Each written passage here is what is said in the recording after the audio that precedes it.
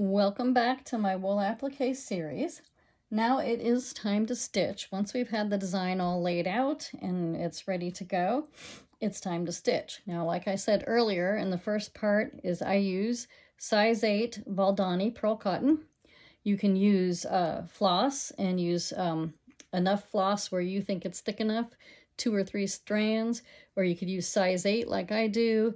There's also size 12 that's popular and size 5. So it's a preference. It's a decision that you have to make, what you feel comfortable with and what you like.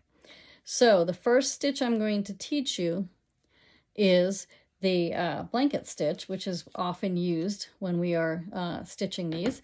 I use, my favorite needle is John James Chenille, size 22. As you can see, they have a large eye, which makes it easier to thread, and they work really good with pearl cotton. So I've already got a needle in here in my box. Now I don't want to pull off too much thread because that helps you to keep it from fraying. So I usually pull off about, I'll measure it here on my table, it's usually about 18 inches of thread. Snip it off. Now thread my needle. Pull it through. Okay, so I have my needle threaded. Now you're going to knot the end.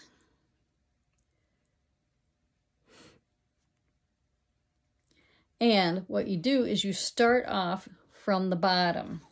So I'm going to start off on this pot here, and I'm using a lighter color thread.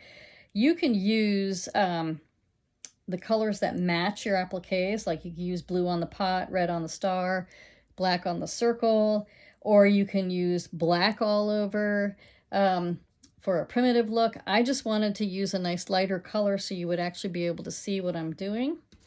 So what we're going to do is we start off by coming up from the bottom. And you want to start on as straight an edge as possible. So you come up in the fabric background, but not in the applique. And I'm going to pull the needle up. And I'm showing you a very easy way to do the blanket stitch. Some people do it in a reversed way. Some people do several in a row. But I wanted to just show you one at a time, so it gives you an idea. So once you're up, you go back down inside the applique, and you're just a little bit, maybe a 1/4 of an inch above where you came up in the fabric. And as you pull down, you've got this loop sitting here. So then you come up with your needle from underneath in the fabric once again, right on the edge of the applique. And you put the loop over your needle, pull your needle, and as you can see, it made what I call a little tooth. It's a little line there in your applique. So then you move on to the next stitch. Once again, you're in the applique. You pull, so you have your little loop. And then your needle comes up in the fabric, right next to where your needle came up in the applique, and then you pull. And as you can see, it's making this line as you go, and it has these little teeth that are going into the wool. So one more stitch and you'll be able to see. And you can kind of see how I'm making a little stitch up going up there. So if you want to make sure your stitches are even, I've seen people do a little trick, which I don't have it marked right now, but you can mark little lines on your thumb, and as you have your thumb here, you put 2 little lines, and the one line will rest where your last tooth was, and then the next line is where you want your next tooth to be, and then your stitches will be nice and even. So you can continue on with that. So that is doing the blanket stitch. Now I'm going to load another needle, and I'm going to show you what they call the whip stitch. And on stems, I like to use a green because normally my stems in a project are green. So I'm going to cut off a little green, thread another needle. And I like to do whip stitches on things like stems or small items because they're so thin. If you do a blanket stitch on them, your teeth are just gonna take over the whole stitch. So let's go up here. We're gonna start with this first stem, and I'm gonna come up from underneath. Again, you're gonna come up in the fabric right next to the part of the stem where you're starting to work on. Then you're going to pull your needle up. And see, you could tell how you have to handle the background piece a lot, the block. That's why you needed to do the reinforcing of the fray check. So here we are. And then when you do a whip stitch, you're going to go down in the fabric next to where you came up, just a little bit above it. And then you're going to come up into the applique. You can see how I'm kind of just on the edge of the stem. Pull it up, and then you're going to go down next to where you came up in the stem, but in the fabric. And then you're going to come up into the applique again, pull it, back down in the fabric, and back up in the applique, back down, and back up. And as you can see, if I hold it really close, you can barely see it. There's just little dots. And that's kind of my aim on my stems, is I really don't want the stitches to be very visible on the stems. So it's basically whip stitch, you can kind of think of it as maybe a running stitch too.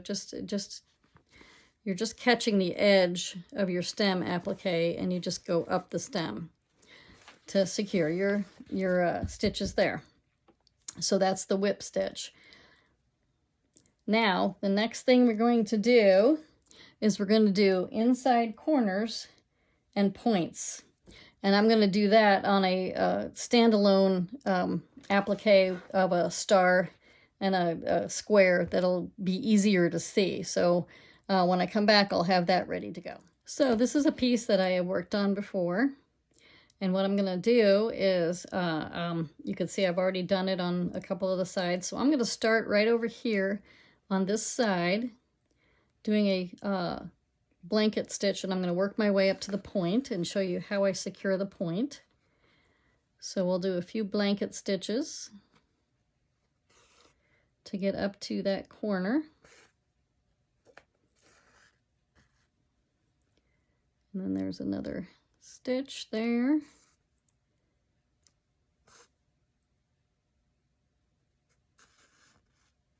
So now when I get up to the point, I want to come in and I'm going to put a stitch right at the point. It's in the applique, but it's kind of up at the top, but not too close to the edge because I don't want to fray the wool. So as I'm pulling that through, I'm making my loop. And then I'm going to put the needle up in the fabric from underneath at the top of the point. Right there, you can see it. And it's not in the wool, but it's in the fabric. And then I'm going to loop my thread so it kind of hugs the point of the star, as you can see. And then I'm going to put my needle back down almost in the same place.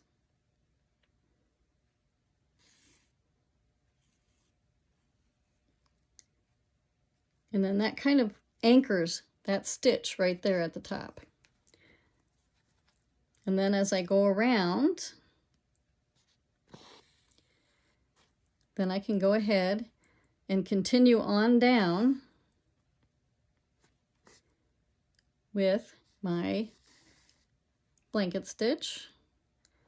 And I'm just doing a wide one so I can get to that corner, the inside corner, pretty fast. So when I get to that inside corner, okay, I'm here. So I'm going to go into right here on this part of the inside corner. You can see where my needle is going in. And then I'm going to come out. I'm going to put my needle in underneath in the fabric, right in the inside corner, right where the two sides meet. And then I'm going to take my loop, and you can see it kind of makes a little line there. Then I'm going to put my needle back into the applique, kind of going down like I'm going to start down the other side. But then I'm going to bring my needle up from underneath in the inside corner again, right in that point, the inside point, and grab that loop. And then you can see how it kind of makes a little cross there. And you can tell see how I've done it on the other inside corners.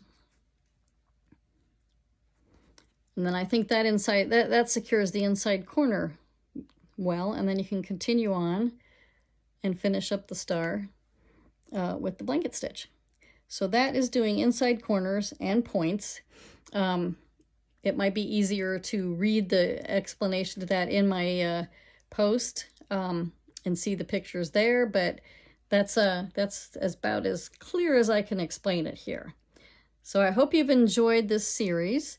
And I apologize for any errors that I made in some of my words that I used. And if I left anything out or you have any questions, please let me know. You can make some comments in the blog post, and I will try to answer questions as best as I can. I hope you enjoyed my series. Thank you.